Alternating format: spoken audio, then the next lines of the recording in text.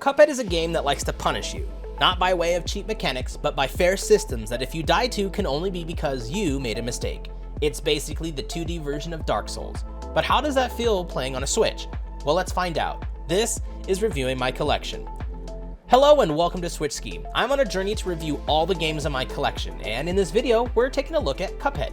If you enjoyed the content, drop a like and sub. If you've played Cuphead before, who was your favorite boss?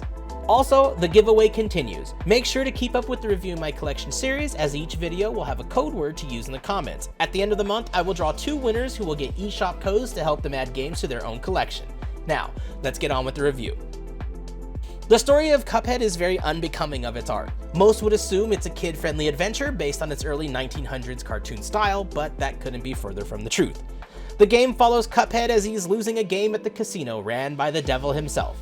Well, he makes a foolish deal with the devil and loses his soul. The devil gives him another chance to retrieve his soul, but must traverse the lands and survive the horrors of Inkwell Isles to get his soul back. The story is a great backdrop to explain why we're doing what we are, and it is solid. The gameplay is a mix of traditional 2D platforming and bullet hell.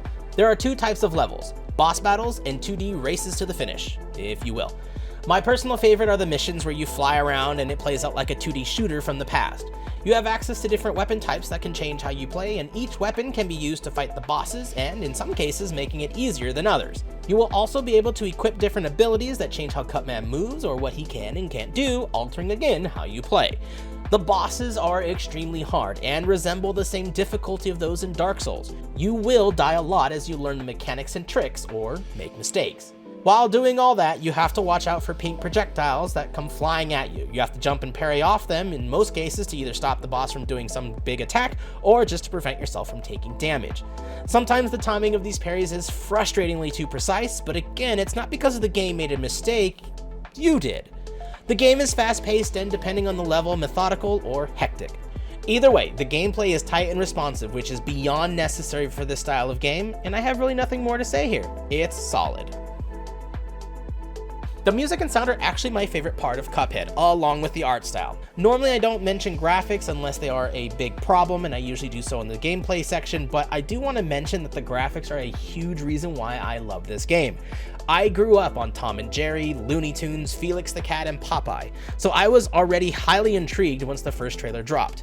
The music and sounds go so perfectly well with the theme that, again, there's really nothing negative to say here. If you like these old style cartoons, and you can manage the difficulty of the game, Cuphead is a huge score.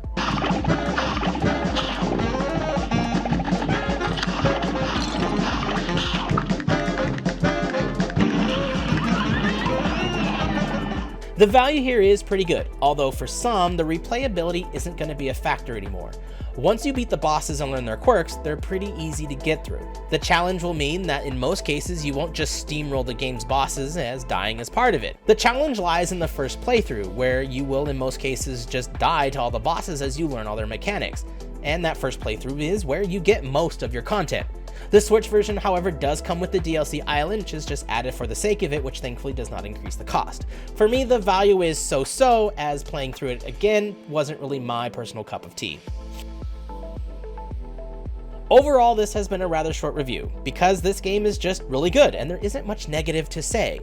This game has been out for a while and most of us have seen or played it. I think the only real critique that I have is once you play through it, you may not want to play it again, because you already know all the boss's mechanics and the systems and how to exploit or beat them.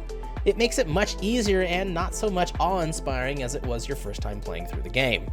This isn't going to be true for everyone though. Look at how many people replay Dark Souls and Elden Ring, but for some, it's worth a mention. The parry system, as I said, can be aggravatingly too precise, making a small fraction of a second mistake ruin an entire run. But again, it's your own fault. At the end of the day though, Cuphead has been a mainstay in the library of gamers for a long time because it is such a great game, and honestly, if you haven't tried it and don't mind the game kicking your butt, pick it up and give it a go.